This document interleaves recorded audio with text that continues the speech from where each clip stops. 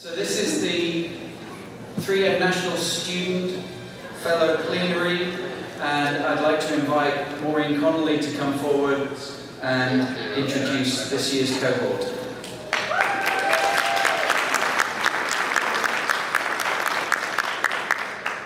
Thank you, everybody, and thank you for staying. You are in for a treat, so they tell me. So I'm just going to introduce them to you. I'm not sure, they have a bit of an unfolding presentation here, so I'm not sure it makes a whole lot of sense for all of them to come up and then just go back down, because it's going to be a piecemeal operation. But I will tell you, the name of their presentation is #YouDoYou, because every title needs a colon. Student Reflections on Higher Education.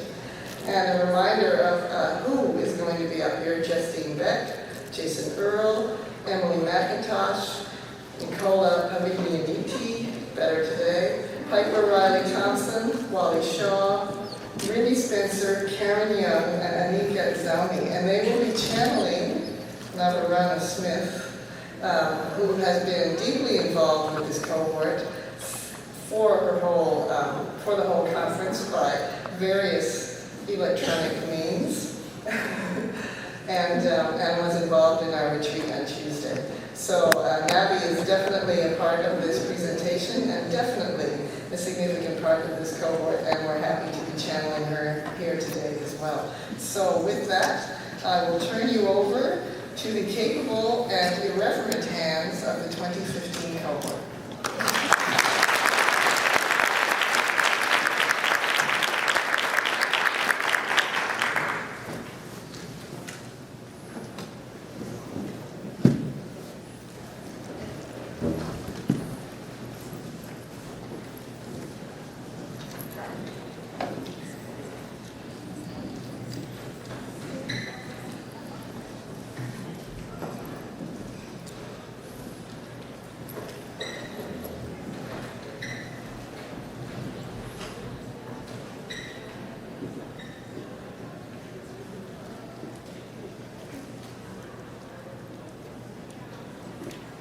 I believe in allowing student creativity to flourish in the 21st century classroom.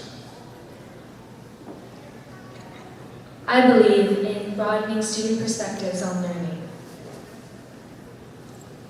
I believe connecting people who would never otherwise meet. I believe in bringing passion and engagement back into creating meaningful education. I believe in creating communities that care. I believe in making mistakes and being brave. I believe in a financially and food literacy aware cohort. I believe in empowering and embracing individuals for being authentic. I believe in creating safer learning communities which empower us to deconstruct our realities and become allies.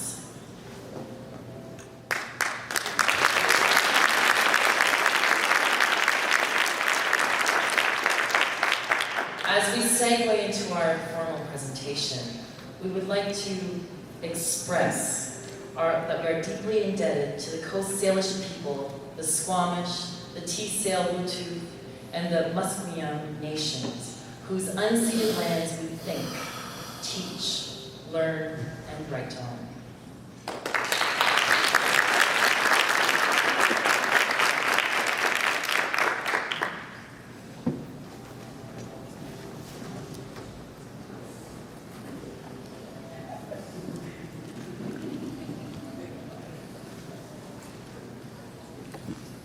How's everybody doing?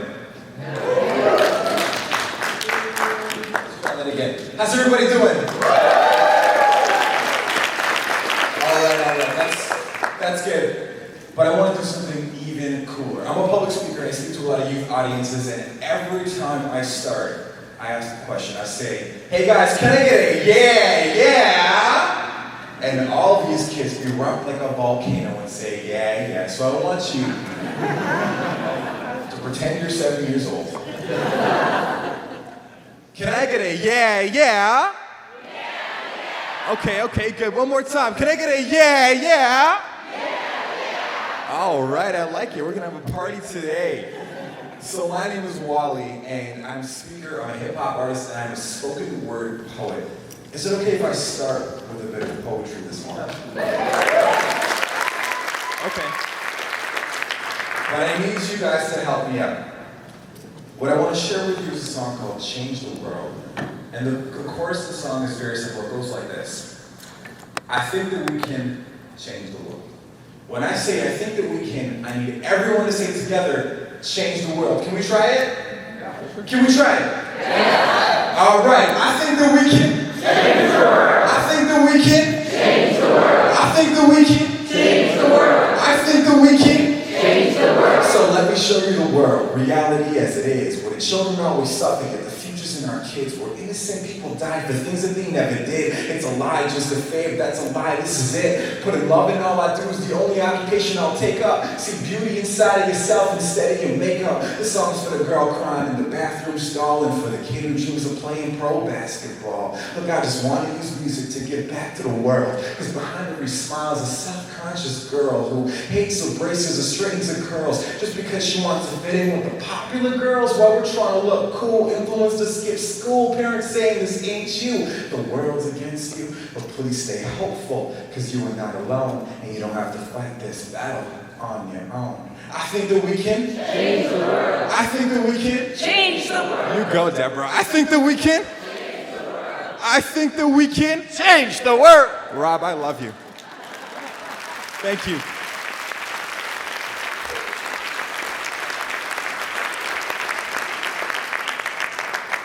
In high school, when I was growing up, I was never, ever good at writing essays.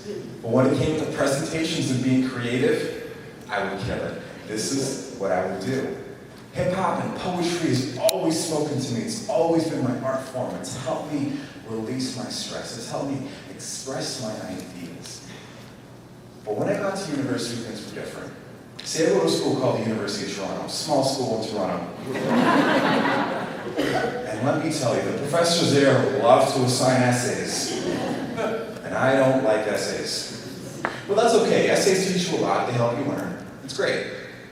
But I really wish if we could ever have an assignment where I could write a poem instead of an essay. I feel like that would help me express my ideas more. I feel like I'd be able to engage more in the content. Does anyone agree with me in here? If you agree with what I'm saying, can I get a yeah, yeah? Can I get a yeah, yeah? So I'm thinking, let's change the 21st century classroom. Let's move away from always writing essays. Let's have assessments based on creative learning. What are students' strengths? Students like to dance. Students like to play. Like we showed you yesterday. We had you guys shooting the basketballs and dueling with the swords and playing lacrosse, and Maureen was kicking my ass.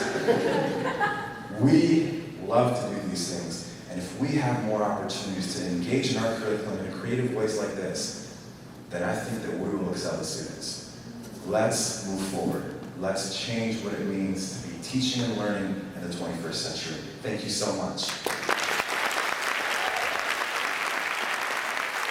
And one last time, can I get a yeah, yeah? Thank you so very much once again. I would like to introduce Justine. Thank you.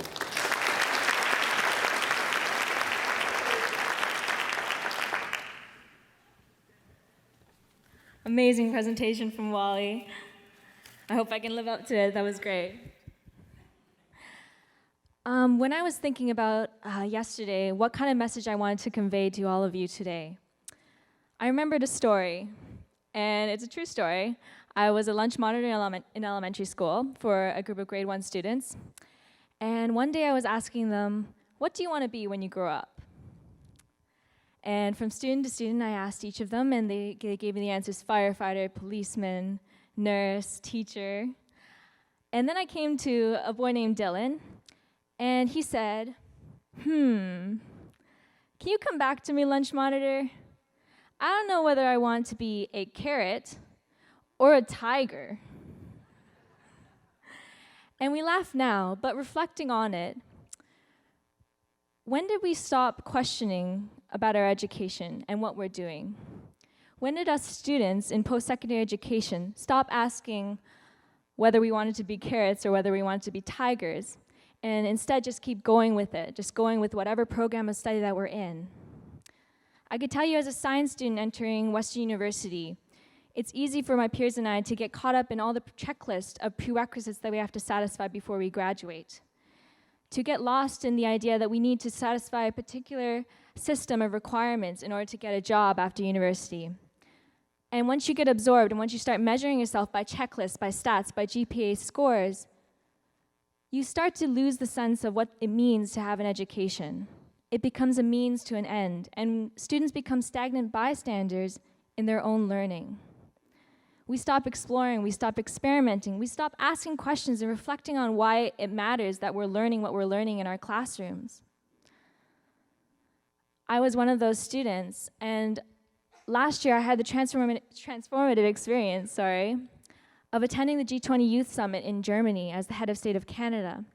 And there it opened my eyes completely to the many disciplines out there of what you can do with an education, what you can do with knowledge, and the power of what you're learning in the classroom. I was able to apply what I learned to solve complex world problems, to find the use of my knowledge from textbooks and apply it in the real world setting to solve real world problems. And not only that, I got to expose myself to the different disciplines of study that other students brought to the table at the G20 Youth Summit, to solve community issues, to become agents of social change. And that really motivated me and inspired me to come back to my post-secondary institution and to bring this interdisciplinary and experiential learning experience to the other students there. And thus later on, the Western Student Research Conference was born, an idea for an event to bring together undergraduate students from different research fields, from different faculties, from different disciplines, to all come together and exchange perspectives and experiences and learning experiences on what it means to be a student and what it means to take part in your community and what it means to and what the power of knowledge really can accomplish in our community. It's really easy to be able to, sorry, I just realized that I didn't change technical difficulties. Sorry, I realized I just didn't change my PowerPoint slides. But no matter, I just realized from the Western Student Research Conference, we can definitely bring this into our classroom environments. Case-based learning, problem-based learning, authentic learning, bringing these experiences into the classroom, presenting problems to a class and asking them to solve it on their own, asking students to apply their knowledge and validate the value of what they're learning in the classroom and be able to apply it in a practical way. And that motivates students and forces students to ask questions and reflect on their learning. And I think that this is so important to engage students in their learning and be able to force them to ask questions. So my challenge to you as educators and mentors and teachers out there is to go to your students and make sure that they are engaged in their own education, make sure they're engaged in what they're learning in the classroom, and understand the purpose of what they're learning, and emphasize them to the value of knowledge and what they can do with it, and to encourage them to ask the types of questions, such as whether they want to be a carrot or a tiger. Thank you.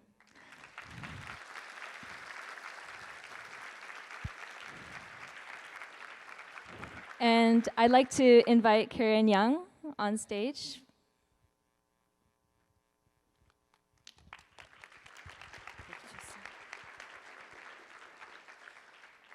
All right, hi everyone, my name is Karen, but before we go to talk about my story, I just wanted to go back and actually play Navi's video.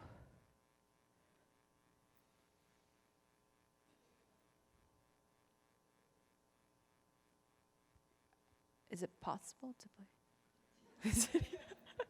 Technical difficulties?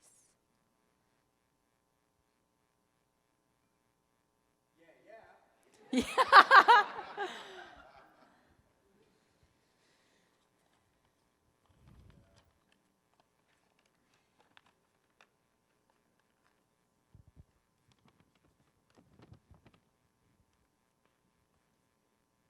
When I think post-secondary education, I think Wow, universities and colleges sure are special places. As students, our focus is often to spend our time researching, collaborating, challenging, sharing ideas, and really learning from experts. Where else in our lives do we get this time and opportunity? Yet I'm concerned too many of us as students are looking at our shoes. Over the course of our undergraduate degree, it is quite easy to become focused on not deviating from the tracks of making grades, fulfilling degree requirements, and being employable at the end of it all. I remember vividly burnt out students having late night life crises in the library. I recall university groups run by a small number of the same individuals. I see fantastic non-academic programs on campus turned down, as grades must come first. In short, in my experience, I see a gap in harnessing student intellect and creativity in a way that encourages habits of engagement and development of students as global citizens. Many universities today hold strategic plans to enhance their community partnerships to engage students on campus, as well as beyond the campus boundaries. Yet there is much work to be done in strengthening student involvement. And to really meet this vision, I, like many others, see the urgent need to literally bring community into the classroom. In my first year at UVic, I was so lucky to be part of a course which involved collaborating with a local non-governmental organization. We first had the chance to listen to the necessities of this NGO, then see how our skill sets could apply to these needs. This allowed us to highlight a research project that was both relevant to the course material as well as highly useful to this organization that, like many, had a very tight budget. As post-secondary institutions, let us harness student energy, knowledge, and capacity to work towards the challenges in our communities. Let us deepen our curriculum so these opportunities are possible. Let us support our colleagues, staff, and departments in making the time to bring community partnerships into the classroom and celebrate those doing so already. After all, the world needs all the brain power it can get to grapple with the huge social and environmental challenges of our time. And students want their effort and actions to be meaningful. Let us have post-secondary education link coursework to communities. And that gives me great optimism.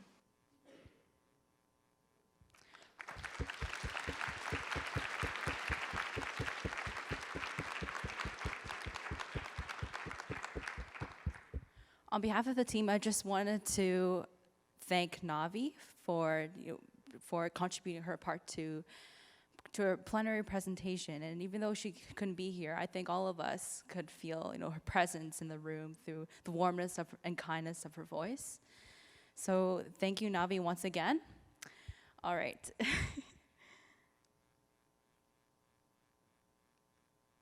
All right, so hi everyone. My name is Karen Young. I'm currently going to my last year at the University of Toronto, Scarborough, studying psychology as well as health studies. And I want to share with you a bit of my story. So when I was in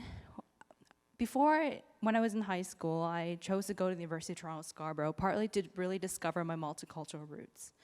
Both my parents are full Chinese. My mom grew up in Brazil. She speaks Brazilian Portuguese. Hi, Luciano.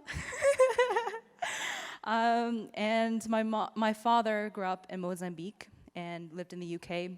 So growing up, it was a very interesting experience. My dad in Chinese culture, there tends to be a concern with getting cold if you don't put enough clothes on. So my dad would say, Karen, put your trousers on. So very, very interesting experience. And so I chose to go to UTSC, one of the most multicultural campuses in Canada. And when I was there, I really wanted to deepen and further my understanding of different modes of being. Different ways of seeing the world. So I decided to start up a TEDx conference. This is actually our photo. And I just wanted to point out someone you may recognize is Steve Jordan's, the big friendly giant in the middle there. So he was one of the reasons why why I'm here.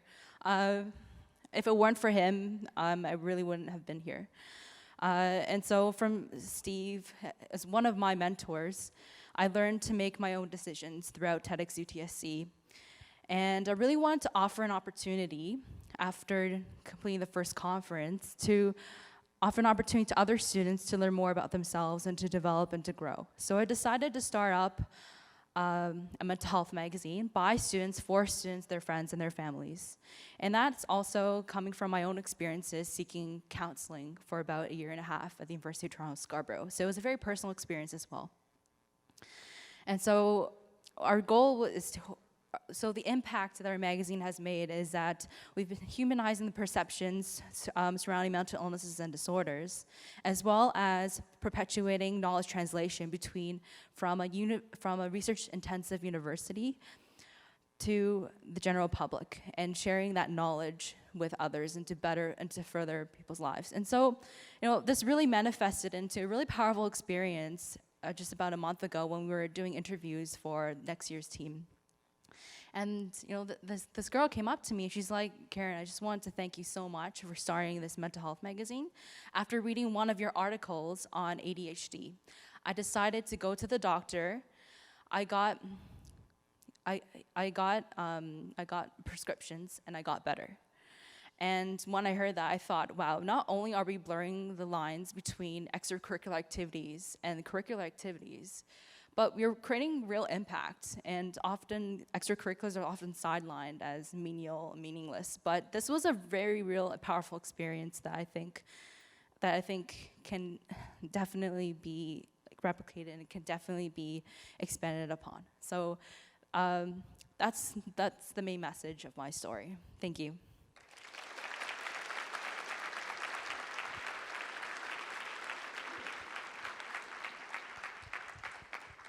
All right, so I'm just going to pull up some slides. So as you can see, my name is Anika Zami. This is a very stiff headshot of me. So I'm just going to show a little bit about who I am, and this is going to throw quite a few of you for a loop. I'm a rower. And let's play a fun game. Can you spot where I am? It's not that hard. I'm right there. So this always throws people for a loop, and I really wanted to show how, we're not just the stiff students. All of us are 3D, we're multidimensional people, and we all have different stories. And I want to share a little bit about my story and how I want to bring passion back into education. And I believe that impactful education is contingent on students' abilities to consolidate what they care about, what they're passionate about, with what they're learning in school. So I just finished up my second year at Brock University, and in my first year, I founded a student showcase called Brock U Talks, very similar in style to a TED Talks. But our theme, or our big question that we asked all of our students was, tell me, what's your passion? If you care really strongly about turtles, come and talk to us about turtles. We want to know what makes you get up in the morning and go, this is why I'm here, why I'm put on this earth. We want you to share your stories.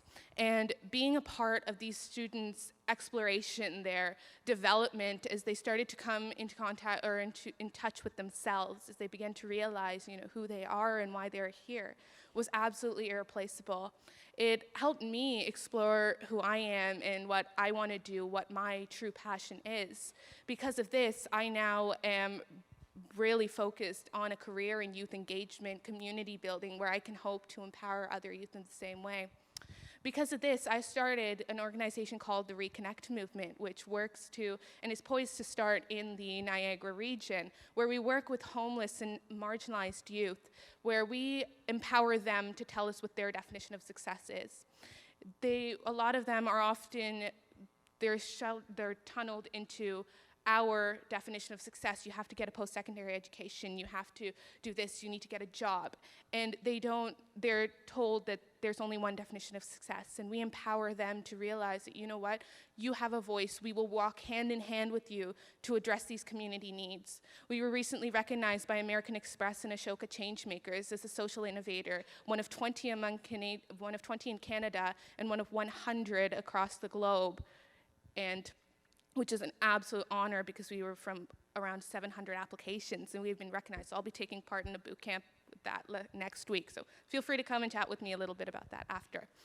But this is my main thing. My main point is that the point that we need to bring passion back into education. We need to be able to help these students figure out what they want to do and make that align with what they're learning in school.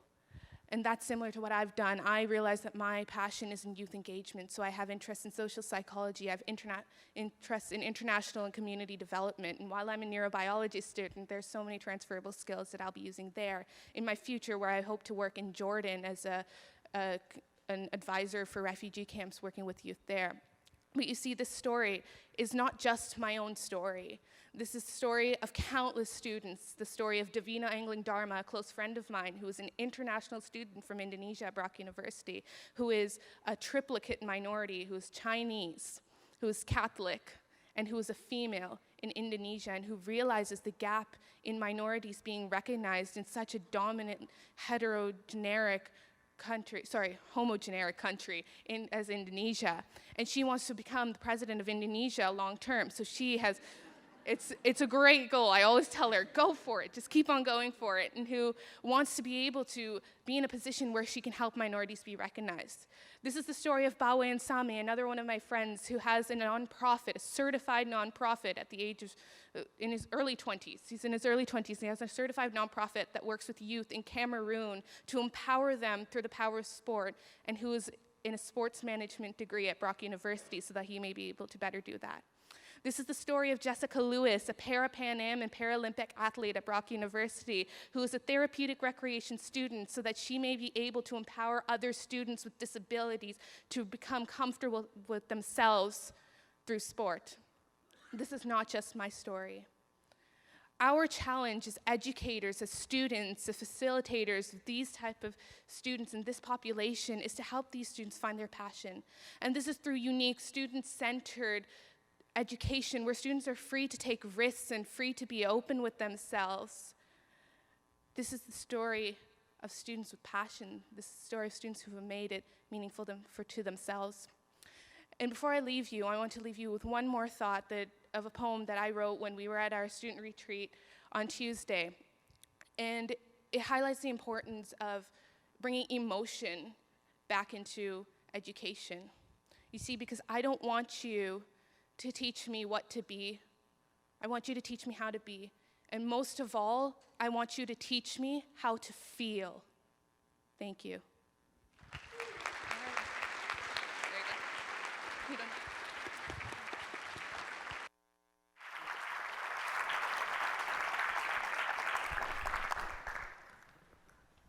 Hi guys, so my name is Nicola, and this is the photo you know of me. It was awkwardly taken in my basement. You also have a little tiny blurb of me, which scares even me to read. And the past couple days, you've seen me walk around in clothes that I never actually wear. What I didn't write in my essays, and what you probably don't know about me, is that I am a competitive powerlifter. So I squat, I bench press, and I deadlift. So I recently qualified for nationals. In my first meet, I set all the records. And the health science student in me, so the health science student in me wants you guys to all get up, and I'm gonna teach you guys how to squat. So let me just get my weightlifting belt. Oh, let's see if I can do this with a mic too. Usually I do this with like 300 pounds on my back, but you guys are just gonna have to imagine for today. So let's all get our big barbells on. And so when I give the command, squat, we're all gonna squat. Okay, squat. That was a decent first attempt, but lots of you guys didn't quite hit depth, so you actually have to go below parallel for it to count. You have no idea how frustrating it is to like waste so much energy on a big heavy squat and have 3 judges call it a no lift. So second attempt, it's a good thing in competition we get 3. So squat. Much better, much better. Okay, so now is our third attempt. This is our final one, so we want to go as heavy as possible, pile on the plates. This is our max attempt, okay? So give it your all. Squat. Woo! PRs for everybody, PRs for everybody. Okay, so besides getting just a little bit of exercise in that, I wanted to show you guys that we are more than just students and that we have to have balance in our lives and that the real learning happens outside of a textbook. What I've become passionate about is creating communities where students like me can reach our full potential and explore. I first discovered this as an out-of-province student coming from Calgary all the way to Western. I didn't know a single person.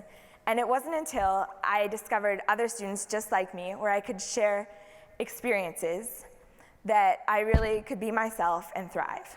This was done through amazing mentorship programs and an institution that cared about my academic and social successes. I also discovered the power of community through random acts of kindness. This was done through a second-year course. There was 350 of us in the classroom, and we each just went out into the community for fun and completed random acts of kindness. Little did any of us know the impact it would have. It ended up reaching people around the world, and it included everything from a student donating bone marrow to just little random acts of kindness, such as buying a person a coffee. This inspired me and I ended up creating my own research project about random acts of kindness in higher education. And I truly believe there is so much potential for random acts of kindness to promote student mental health and well-being and to promote student exploration. I really don't want any of you guys to underestimate the power of a little positive energy and a positive interaction. So never forget to squat and smile. And I'd now like to invite Miss Piper up.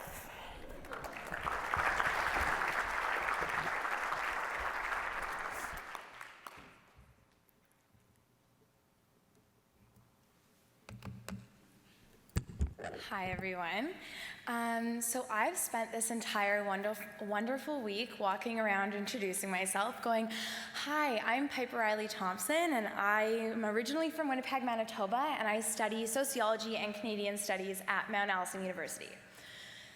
So in that mouthful, you learn a couple things about me, but you don't really know me.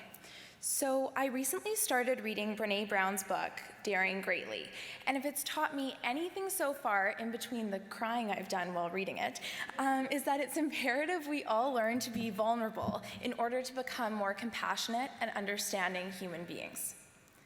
At our 3M National Student Fellow Retreat on Tuesday, our amazing facilitators, Kari and Natalie, began the retreat by leading us in an icebreaker where we had to go around the room and share our 3 greatest failures.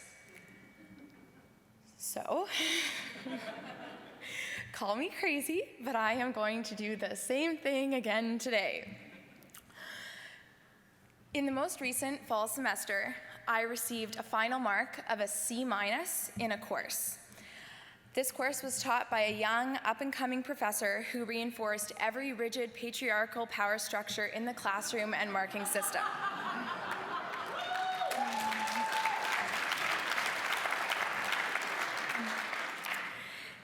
Oh, that feels great. In January, I experienced a life-changing public failure when I ran to be president of my school students' union and lost. And finally, a part of me will always ache for at least not trying to fulfill my dream of making it onto a Broadway stage. All of these failures have impacted me in meaningful ways and changed the ways in which I think about leadership. So I would like to challenge some popular notions of leadership. To me, leadership is the person you are throughout the day and not the person you are on your beautiful CV or LinkedIn profile. True leaders are the people who treat and greet custodial staff, adjunct professors, intern professors, and high-level administrators at institutions in exactly the same way. Leaders are the people who take risks, make mistakes, both tiny and colossal, and don't cower away from failure. I want to envision and foster environments in higher education where mistakes are not only accepted, they are celebrated because making mistakes is inevitable. So last week I toured UBC Law School, and during this tour I learned that the school literally only cares about your GPA and your LSAT score, and they average the two numbers. So me and my C- are gonna go have to find another place to hang out.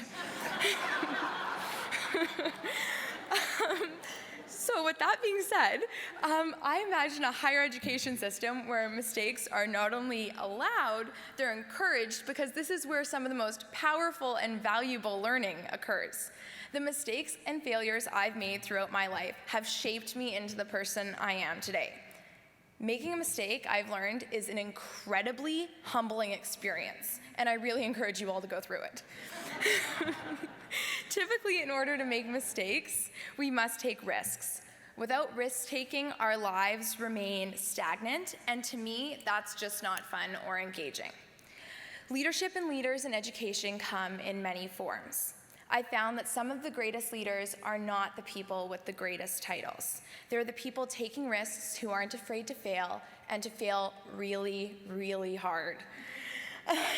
So, I encourage each of you to do the same. Take a risk. Start a research goal that you think seems really unattainable. Propose a new course in your department that just seems really, really cool. Change schools. Go on a teaching exchange. Maybe do something as simple as bike to work. But try something new and don't afraid to look like a fool, make a mistake, or outright fail. And while you're doing it, don't forget to be really, really brave. Thank you.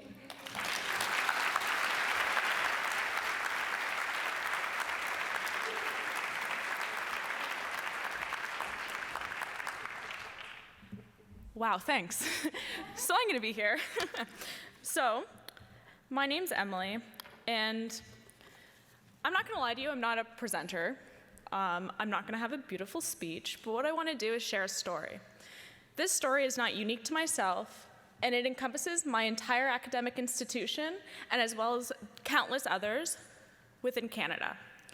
So I'm first gonna start is, I went to St. Lawrence College, and I started off with a non-for-profit group called Enactus, which is an entrepreneurial group that promotes well-being and entrepreneurial activity to benefit our community. Now, this was life-changing for me because I met the most motivated and incredible faculty and students. I fell in love with a program called Food Sense, which is a program that teaches food literacy to students in a new, dynamic way that most of them have never seen. See, within Ontario, you only have $7.49 a day to live and just eat there. Isn't that incredible? $7? Could you imagine? No Starbucks for me. Seems kind of crazy. Not gonna happen. So, $7.49 a day being addressed with students who don't know what millet and lentils are, don't know what pulses are, and don't know how to budget. How is this even possible? I came with this project and joined on board with this fantastic team that developed a cookbook called Recipes for an Empty Wallet. This cookbook read as a manual that teaches the fundamentals of the kitchen, how to debone a chicken, videos were accompanied with it, how to make stock, how to fill your pantry, and of course, how to make those fantastic recipes that probably cost a fortune at a beautiful restaurant. From there, I was pushed by faculty to not only engage with younger students, take chances, risks with a safety net. So we developed a program and an event called Millet and Lentil Day. Now this day incorporated millet and lentils in a sampling, and I actually did it for a course project, which was the most terrifying thing in the world, because if you fail, oh no, it could be your mark. So, with the safety net in hand, I was empowered by my faculty, fellow students, and my fellow cohort to do this. From there, we were able to print 11,000 copies of this book, donated them to other Food Sense recipients and those under fixed incomes. Additionally, one of my really great friends developed a program called Manage Your Money. Manage Your Money is a program that teaches the fundamentals of your bank: budgeting, baking, borrowing, staying financially safe, all of this to Crown Wards, which is an incredible, amazing program. From there, they developed a facilitation guide, videos, and accompanying slides, so you can teach at home for free. Now, I was invited with them to go to the Financial Consumer Agency of Canada's Conference on Financial Literacy, where we were able to uphold all of these faculties and everything involved for free on their national database. The link between food security and financial security is everlasting. Budgeting for groceries, budgeting for a house, buying that extra snack that we all need, like the Starbucks, can only be possible if we have that fundamental piece of education. This illiteracy is common among all Canadians under post-secondary institutions and other Canadians. So, what I urge you to do is have a discussion, open the form, say it's okay, take recipes for an empty wallet, and I bet you'll love the recipes. Thank you.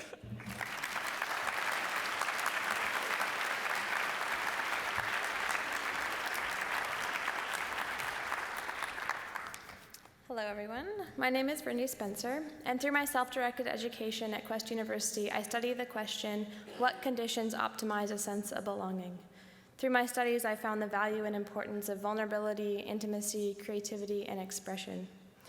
So, taking on Piper's lead as well, I'm going to share my top 3 items on my failure resume.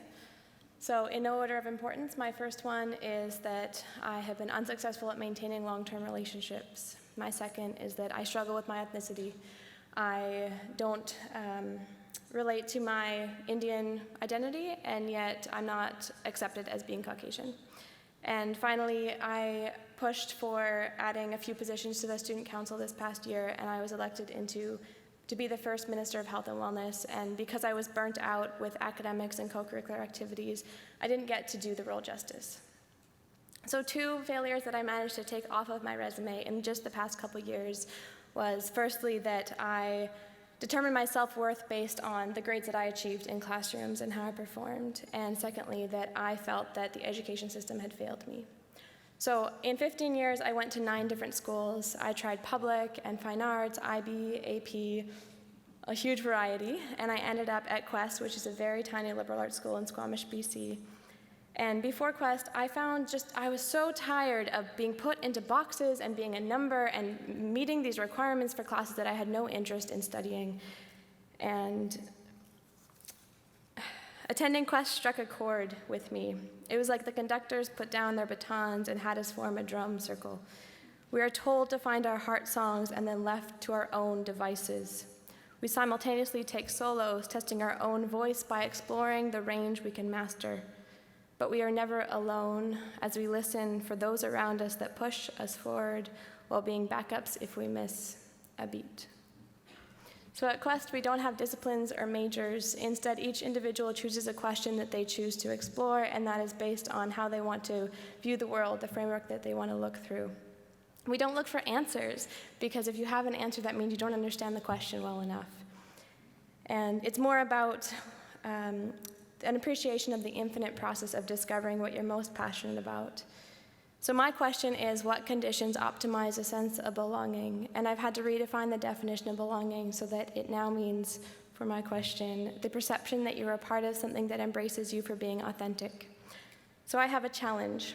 I would like to ask you all to orchestrate your own questions. It doesn't need to be something that encapsulates all of your interests, but instead, is something that how you want to frame your view of the world.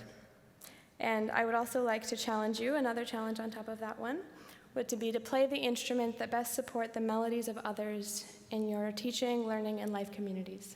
Thank you.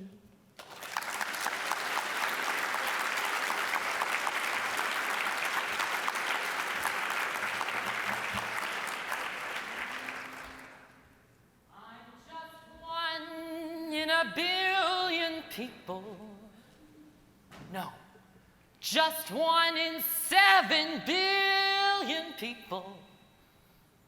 One, oh, one.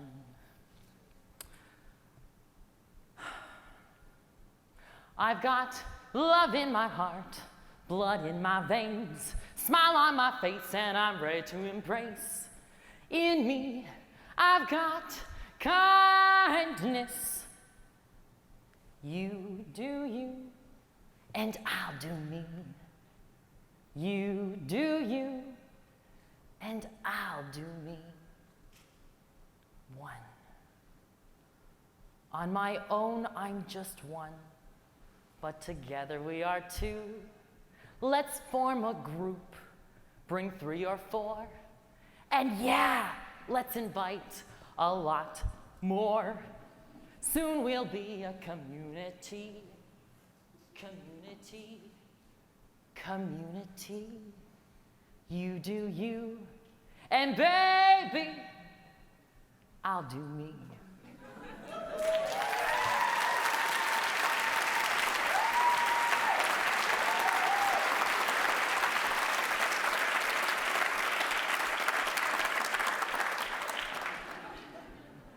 I believe in creating safer learning communities, which empower us to deconstruct our realities and become better allies. My song that I created and sang and performed in front of you was about us as individuals coming together. What happens when we come together as individuals? This past week in the news, Kennedy Leroy from the United States, a 16-year-old male-identifying boy, took his life because he was bullied for who he is, for who he was. He had Asperger's syndrome, and when he went to school, there was a specific bully who would make his reality a living hell, unbearable. What are we doing in our schools to nurture allies within us? Transitioning, transitioning. Throughout our lives, we transition through different communities. We have our families, our households. We may go off to kindergarten if that's what you do in your community. And you may take the public education system like I did. And forever we are transitioning into new classrooms with new people, sharing our experiences, affirming people's realities. Oh, but wait, is that what we actually do? Is that what our system does? Or are we having people conform to a system that doesn't work for them? This picture up here of me is one Halloween wearing my Belle dress from Beauty and the Beast. I was in kindergarten. This is before the bullying started. I loved my dress. I was being me. I was having fun. I was playing. I went off to grade 1 and moved into a different community. That's when I first experienced bullying. It wasn't that long after that I started having thoughts of self-harm. It's real. In primary school, we have students who have thoughts of self-harm.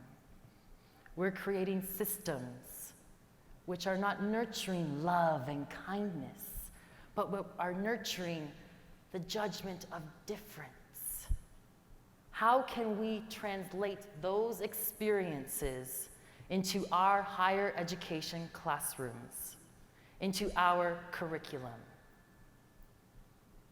That's a challenge for us. What can we do? In college and university, we have students coming from many walks of life, and they're entering our classrooms. And sometimes we are so curriculum-focused, disciplinary heavy, and we have this dialogue, this discourse in our courses, which sometimes don't widen our realities, but keep it narrow.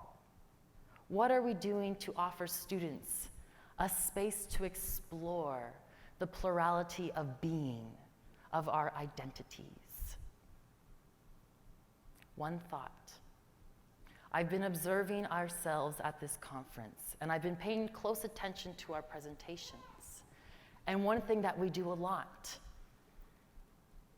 is put up statistics where we break down, this is what the males were, this is what the females were, and we continue to reproduce this understanding of gender or sex as binary. I'm not saying that's a bad thing and let's throw it out the door.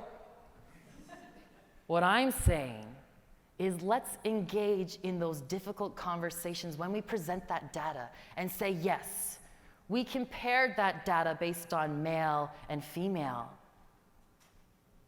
But why are we doing this? Let's acknowledge that gender is on a spectrum.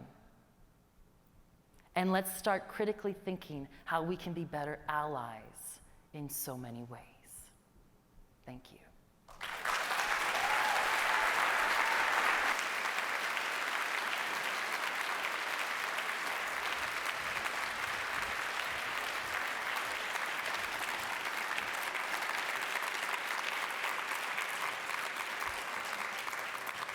I think we can all say that all those were amazing. So, I think you all have seen #UDU. And that's kind of a summary of all of us. It's us doing us, and we hope you engage in this conversation. Now, the main point we wanted to drive, and is very near and dear to my heart, is we're one of many. So, we did a challenge of engaging our communities to see who would respond. And I'd like to show you.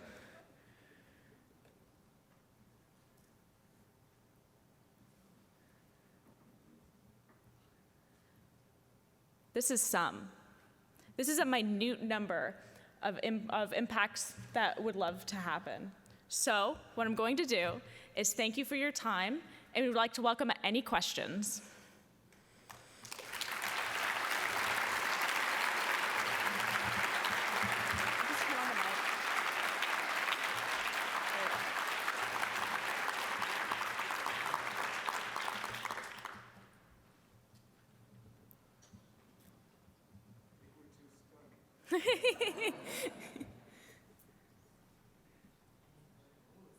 You have to turn it on.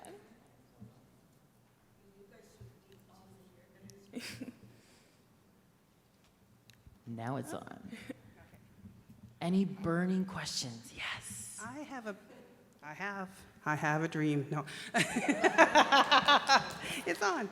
I do have a comment more than just a question. And one of the things that struck me as a reoccurring wish of yours is to impart on us the idea that you're more than just students. And that kept niggling at me in the fact that, is it really that you're more than just students, or do we need to redefine or bring back to the reality of what a student is, instead of I'm more than just, right? Are we not, the real definition of a student, isn't that real about learning? And don't we do that every day of our lives? So instead of we're more than just students, we are students. And all of us are students in life. So I just wanted to bring that forward and say, you are more than just students if you define students as classroom only. But let's redefine it or bring it back to the real meaning of students. Thank you.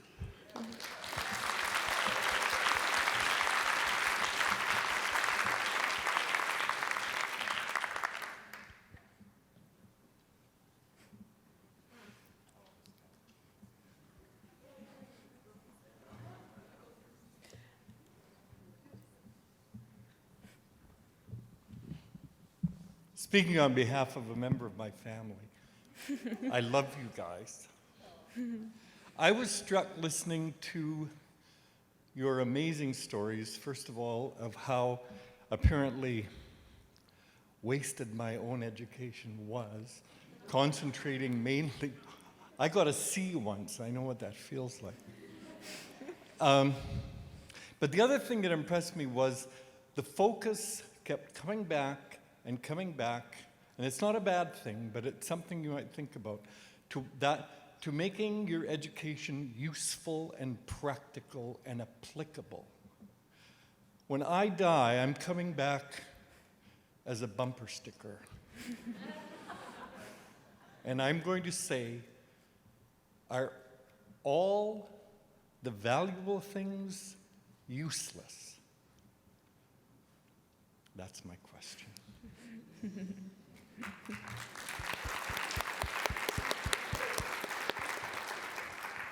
Would you like us to answer that? Or was that more of like a question statement?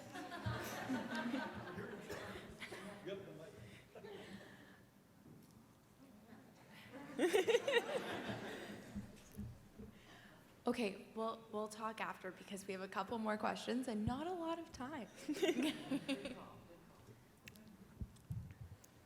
First of all, thank you. Can you hear me? Yeah? Yes. Okay, thank you. Fabulous, amazing. I loved it.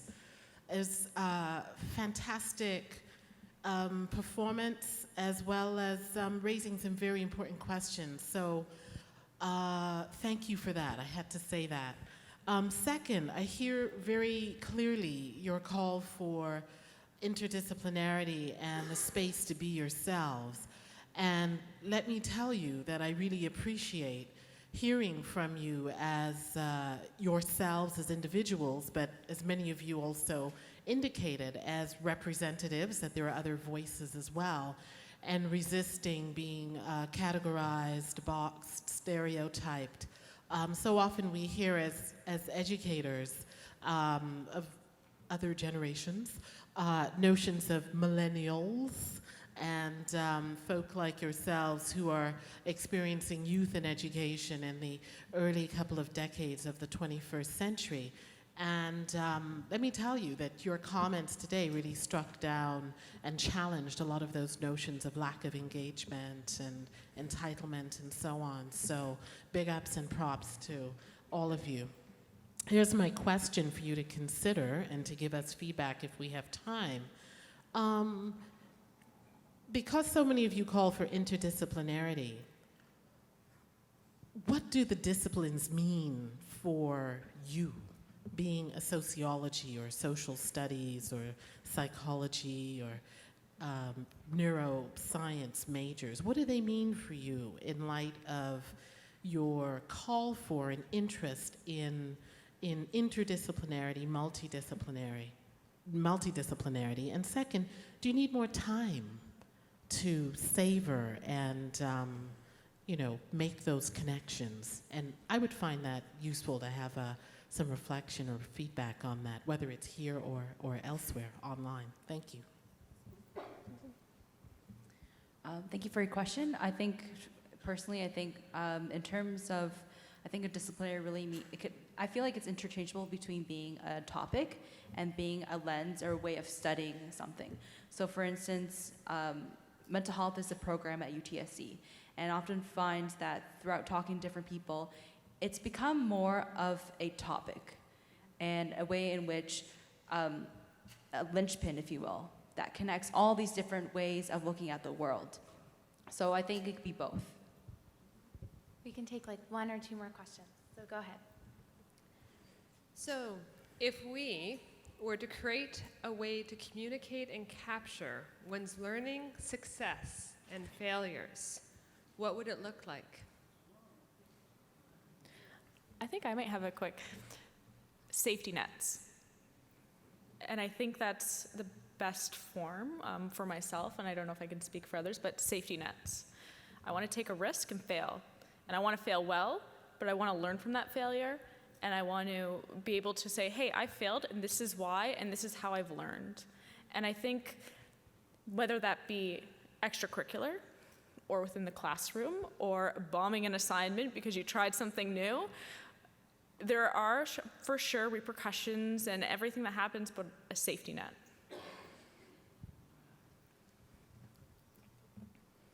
Go ahead. Sure, I'll make this quick just because of time, but I think it's obvious to everyone here that you guys are catalysts for change. And when I think about STLHE as a catalyst for change, as a gathering of people from across our country, from different institutions and sectors and disciplines and positions and so on and so forth, I'm interested to hear you guys reflect. Our last speaker spoke about one aspect of something that we might think about changing here. What would you call as a challenge to us at STLHE in terms of next year or 5 years from now, in terms of what we could do better here to then take back to the places we come from? Okay, so I think we all could probably say a little thing each. I'm going to pass it over to Wally in a second. I think we would, we've sort of obviously spent a lot of time together, but we would probably have loved some time, possibly like alone with this year's 3M teaching fellows or other cohorts of teaching fellows to like learn from a group of teachers that has really been singled out and have time to like share our ideas with them. That would be one thing I would say. I think we should make like a STLHE rap. And like me and Rob can sit down and write that, and we could just like sing it as a theme song, you know? Do you guys like that? Okay, get a yeah, yeah. All right. So you all heard my little spiel about passion, and I think that, like Jason mentioned, we go to these sessions and these talks, and we just see the statistics, we see the numbers, but I want to see why you do what you do. I want you to tell me, like I said, I want you to tell me how you feel and the emotions that come behind all of the research you do and all of the work you do as teachers and educators. And I know you have so many feelings, and I know you have a lot to share. And I think it's time to bring the focus back to that so that we can inspire the next generation to do the same.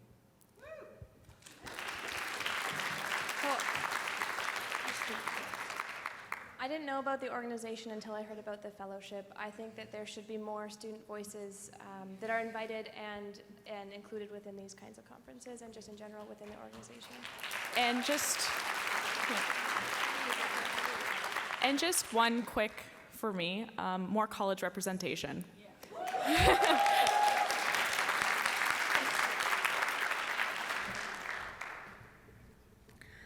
We'd just like to take the opportunity, and I really struggled with this when I was told I would be doing the thank you, because I just couldn't find the words to express how much feeling goes out to the people that brought us here today and got us involved in this.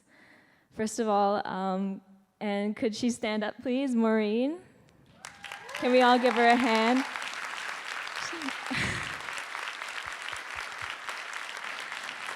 She's been emailing us, calling us, finding us when we're lost. I think the phrase herding kittens is what we got from it.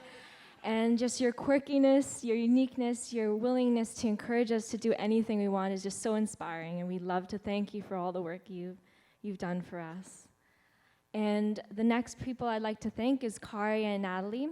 They weren't able to be here today, but we'd love to give our biggest thanks to them, because really, the first day that we came here, all of us didn't know what to expect at all.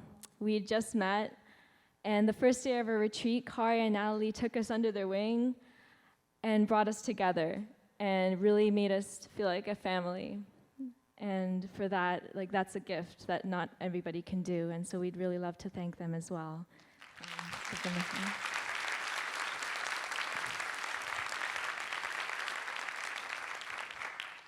We'd also like to thank the adjudicators without whom their hard work and toil throughout the year, marking our applications and selections, we wouldn't be able to be here if it weren't for you. So let's give a hand to our adjudicators and the organizing committee.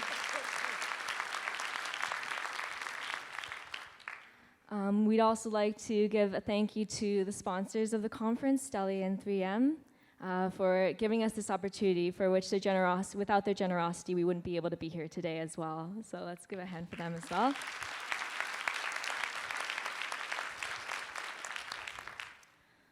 And lastly, the last thank you goes out to actually all of you. I didn't know what to expect when I came to this conference, listening to these presentations from teachers all over the world. And it was just so inspiring. I teared up several times throughout the presentations, listening to all of you deliver talks and talking to all of you and learning about your efforts to reach out to your students and experiment with the classroom, all on us students' behalves, really.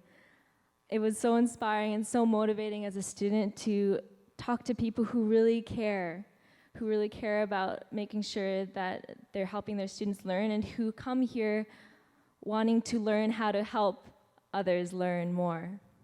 And so a big thank you to all of you for coming to our session and being willing to listen to the student voice and to recognizing us in your schools. And so we'd love to give a big round of applause for yourselves as well.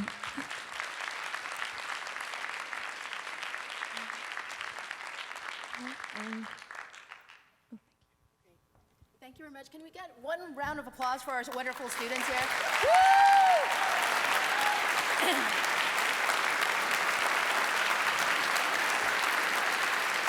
Thank you very much.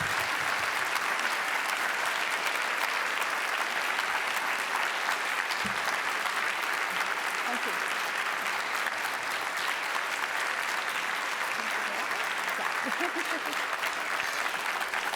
Okay. Wow, that was amazing. Thank you very much.